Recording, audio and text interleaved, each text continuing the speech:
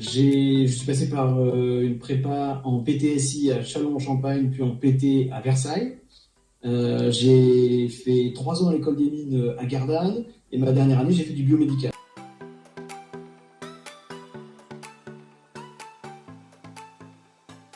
En 2015, quand j'ai été diplômé, j'ai créé ma startup qui s'appelle Swap pour Solutions to Watch Over Alzheimer Patients. C'est un objet connecté qui est muni d'une balise GPS et d'une carte SIM et qui va géolocaliser en temps réel son porteur toutes les minutes pour sécuriser les malades d'Alzheimer, pour sécuriser les personnes âgées, les enfants, les voitures, un petit peu toutes les situations où on a besoin de géolocaliser une personne moins bien, n'importe où en Europe. On a déposé un brevet, on a développé notre R&D au Centre microélectronique de Provence.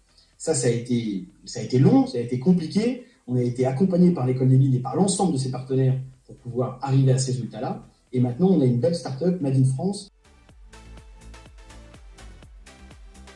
En ayant fait donc des études en microélectronique, en informatique et en nouvelles technologies dans le biomédical, ça m'a permis d'apprendre à Gardanne comment développer une carte électronique, comment industrialiser un projet, comment développer un objet connecté. Et ça, j'ai pu le mettre au point dans le projet qu'est Swap. Et on a pu développer la partie R&D, notamment à Gardanne auprès du centre de recherche.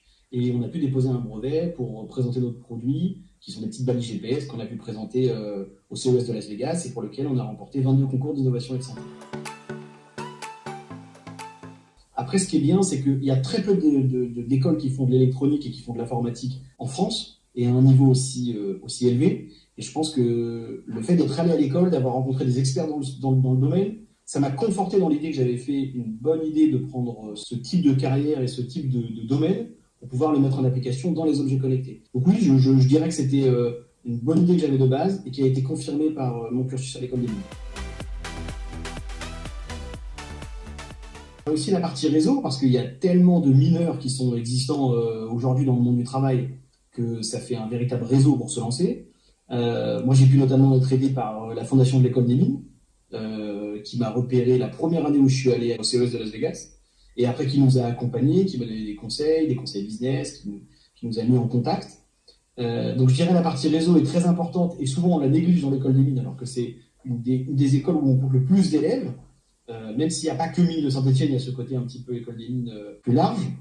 Et puis aussi cette ouverture d'esprit, parce que comme on est dans un cursus post-prépa, ce qu'on a envie de faire, c'est de passer du temps avec des gens qui ont la tête bien faite, qui ont des passions, qui ont envie de nous partager des choses. Et je pense qu'à la fois, c'est le côté vie associatif, avec le bureau des élèves, avec la partie associative, moi j'ai fait de la radio, il y a des choses qui m'ont permis de dire, ok, ça m'aide à avancer, ça m'aide à avoir la tête mieux faite. Donc je dirais que l'école des mines, c'est pas que... On ne choisit pas son école que de toute façon par rapport au sujet. La thématique est importante, mais c'est un global.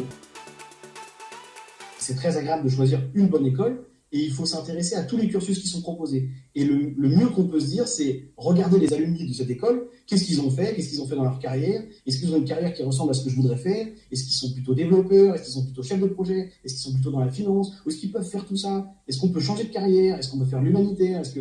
Voilà, faut bien regarder cette partie-là, parce qu'il y a des écoles qui permettent un enrichissement très large et très généraliste de ce que c'est qu'un métier d'ingénieur, pour que nous, dans nos envies profondes, on puisse appliquer ça pour ce qui nous plaît vraiment.